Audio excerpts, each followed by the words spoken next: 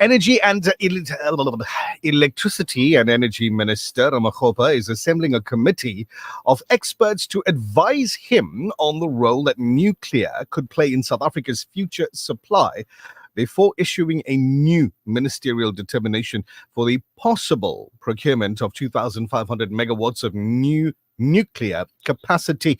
Speaking at a briefing on the sidelines of the Department of Mineral Resources and Energy Nuclear Summit held in Gauteng on September 12, Ramakgopa reported that he would also first be seeking the advice of an expert advisory group, which was currently being assembled, and the identities of the individuals were thus not provided. So joining us this morning is our expert, Vally Padayachee, power and energy expert and former executive manager of Eskom Generation and former senior executive of City Power, Johannesburg. Vally, always such a pleasure to see you in the morning and chat with you as well. Good morning and welcome back to the Breakfast Rush.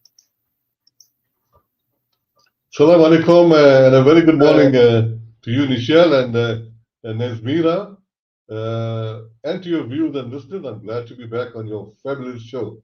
Thank you. As I say, always a pleasure having you. Now, Vally, tell us, how can nuclear energy play a role in diversifying South Africa's energy mix and enhancing energy security?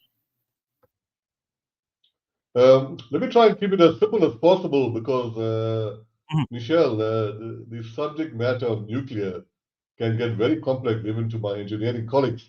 So just to keep it simple, for engineering security, two factors are critically important. Mainly, the first one is a safe, reliable, and resilient electricity grid infrastructure. And secondly, we need an always-on, dispatchable, reliable energy source or energy carrier 24/7, 365. Now, nuclear energy is considered one of the most effective and efficient energy sources or carriers with our energy availability factors ranging from 90 to 95%. Just as a comparison, solar and wind are considered non-dispatchable, not always on because of weather and intermittency, and their capacity factors are about 25 and 40% maximum, respectively. And just a final point on that, too much of renewables on the grid will make the grid unstable. Hence, and I repeat this, a technology like nuclear energy is required to keep the grid cost-effectively stable. Michelle. Mhm. How does nuclear power compare to other renewable energy sources, solar and wind, in terms of reliability and baseload power generation in South Africa? That's an excellent question, Nesmira. That always comes up in the discussions. As indicated, nuclear energy is one of the best baseload energies, meaning 24/7, when compared, as I say, to solar and wind. Nuclear is on always 24/7, 365, and of course, solar and wind are not always. Nuclear, this is important, and many may not know, can last up to plus or minus 60 years, while renewables like solar and wind can last to about plus or minus 30 years. Hence, and arguably, the total life cycle costing of nuclear is far less than renewables. But I must clarify at this juncture, Nazmira and Michelle, is that it's not a case of choosing nuclear over solar and wind.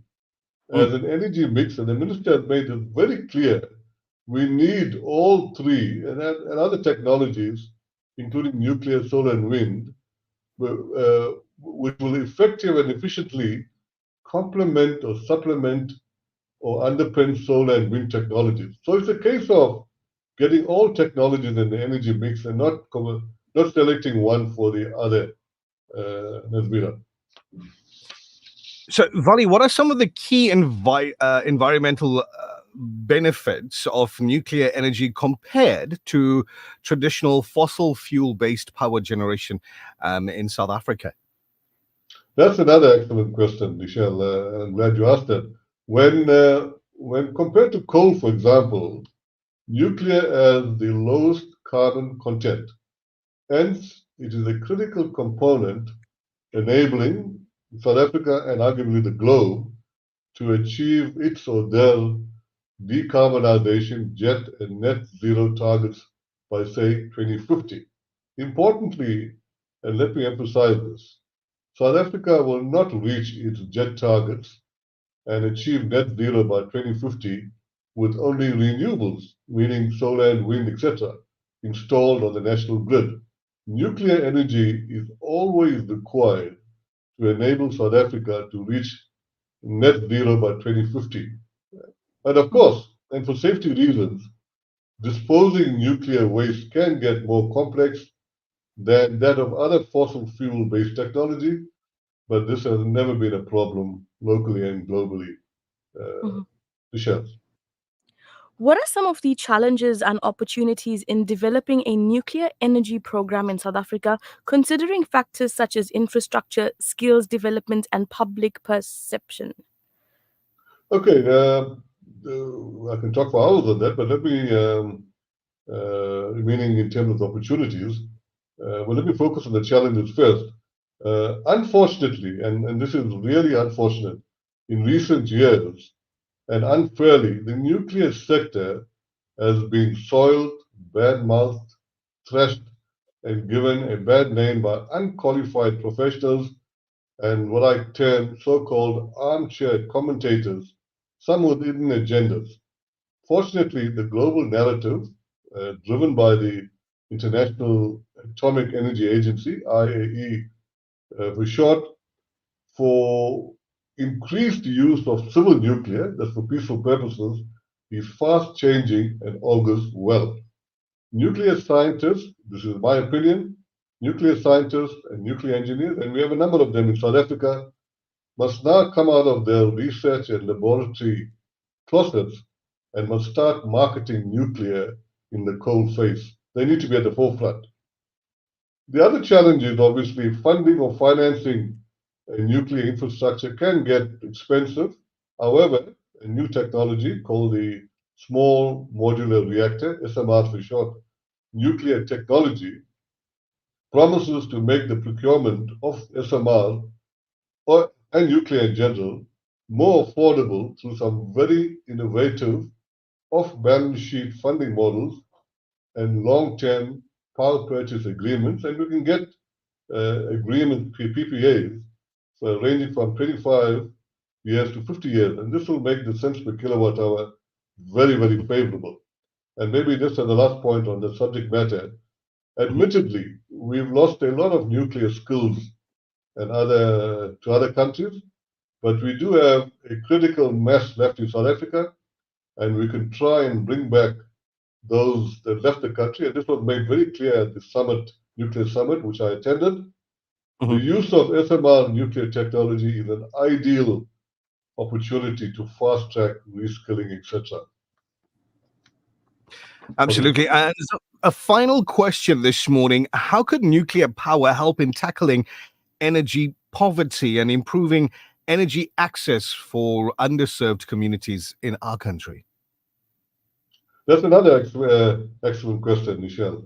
Importantly, and let me emphasize that small modular reactors, SMRs, say from plus or minus 10 megawatts to 300 megawatts in size, also do not need much cooling water like the big traditional nuclear reactors called the PWRs, and can be easily and literally plonked or installed literally anywhere in the country, including rural areas along the coast, in the interior, for example, in Pumalanga, thus providing essential power to those people previously inaccessible.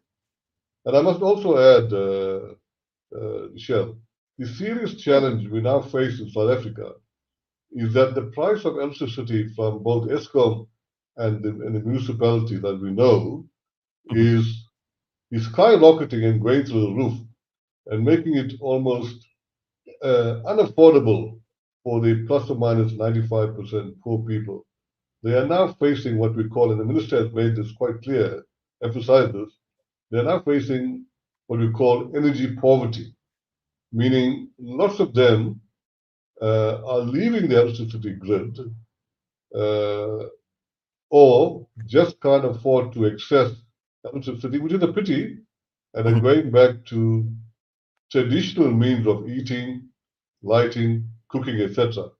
In South Africa, this is my final point on the subject, besides policy and structural changes, which the ministry and the minister in particular are focusing, we need technologies. We need technologies like cost-effective nuclear, especially through SMR technologies and associated business models like off-balance sheet model, etc., to assist in bringing the price of electricity down. Let me leave it there. Indeed. Thank you very much for your time this morning, Vally Padayachee. Always appreciated. Have yourself a wonderful day. Thank you very much. Much appreciated. There you go, folks. That was Vally Padayachee, power and energy expert and former executive manager of Eskom Generation and a former senior executive at City Power Johannesburg, lending his thoughts on nuclear energy here in South Africa and, of course, that summit that took place most recently here in SA.